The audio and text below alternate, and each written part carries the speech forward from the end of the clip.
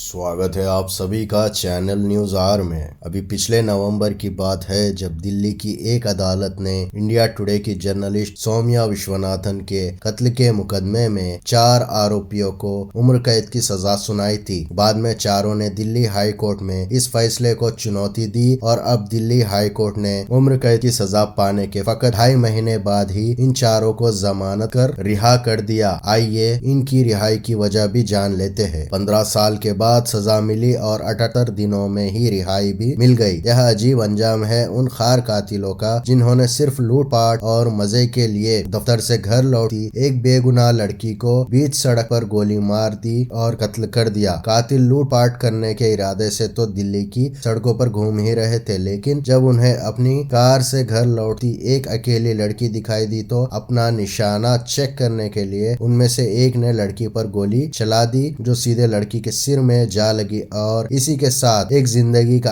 अंत हो गया। मामला पत्रकार सौम्या विश्वनाथन का है जिसके सभी के सभी 4 कातिलों को अब दिल्ली हाई कोर्ट ने यह कहते हुए जमानत दे दी है कि वह फैसला आने से पहले ही 14 साल जेल में काट चुके हैं। ऐसे में जब तक उनकी सजा पर आखिरी फैसला नहीं आता उन्हें जमानत मिलनी चाहिए। कहने की जरूरत नहीं है कि यह फैसला सौम्या के घर वालों को कितनी तकलीफ दे रही होगी और झटके भरी है, जिन्होंने अपनी बेटी के कातिलों के लिए फांसी नहीं बल्कि उम्र कैद की सजा मांगी थी ताकि वह पूरी उम्र जेल से बाहर ना आ सके। सौम्या का 30 और 31 सितंबर 2008 की दरमियानी रात को तब कत्ल हो गया था जब वह दफ्तर के रास्ते अपने घर लौट रही थी। तब वसंत कुंज के नेल्सन मंडेला मार्ग पर रवि कपूर, अमित शुक्ला, बलजीत मलिक और अजय कुमार ने सौम्या के सिर में गोली मारकर उसकी जान ले ली थी। कातिलों की यह टोली दिल्ली में लूटपाट के लिए घूम रही थी और इसी दौरान उन्हें सौम्या के तौर पर एक आसान शिकार मिल गया। इस मामले की तफ्तीश कर रही पुलिस करीब 6 महीने तक अंधेरे में रही, लेकिन जब जिगीशा घोष नाम की एक और लड़की के कत्ल के मामले में जांच करते हुए पुलिस ने इस गैंग को पकड़ा और उनसे पूछताछ की तो उन्होंने पहले सौम्या विश्वनाथन का कत्ल करने की बात तो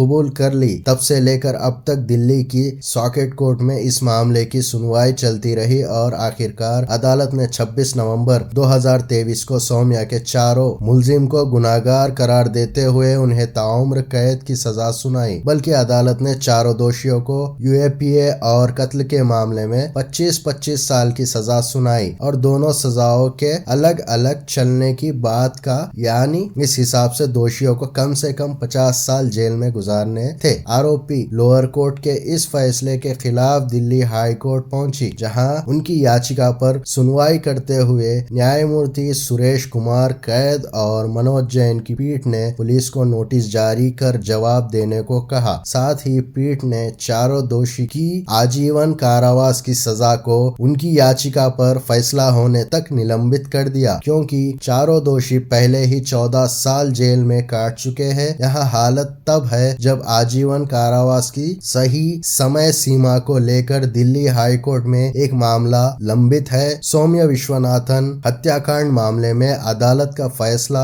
और फैसले के बाद का फैसला, इसका तो सिर्फ हवाला दिया जा सकता है, लेकिन इस हवाले के जरिए यह साफ कहा जा सकता है और विश्वास के साथ कहा जा सकता है कि अदालत की घड़ी या तो बहुत सुस्त चलती है या एकदम से फर्राटे भरने लगती है। यह अलग बात है कि सजा निर्धारित करते समय सजा सुनाने तक अदालत की घड़ी बहुत धीरे धीरे चलती है, लेकिन जब दोषियों को राहत देने की बात हो तो घड़ी एकदम से सेकंड के सुई के तरह चक्कर लगाने लगती है। वैसा ही इसमें भी हुआ। 15 साल सजा सुनाने में लगे, लेकिन आरोपियों को जमानत देने में और रिहा करने में, उनको राहत देने में कोई वक्त नहीं लगता। ऐसे बहुत सारे मामले हैं। जब आप पन्ने पलटते जाएं तो देखें हमारी न्यायपालिका की रफ्तार कितनी है और कैसी है। वीडियो पसंद आए तो चैनल को लाइक कीजिए, शेयर कीजिए और सब्सक्राइब कीजिए। धन्यवाद।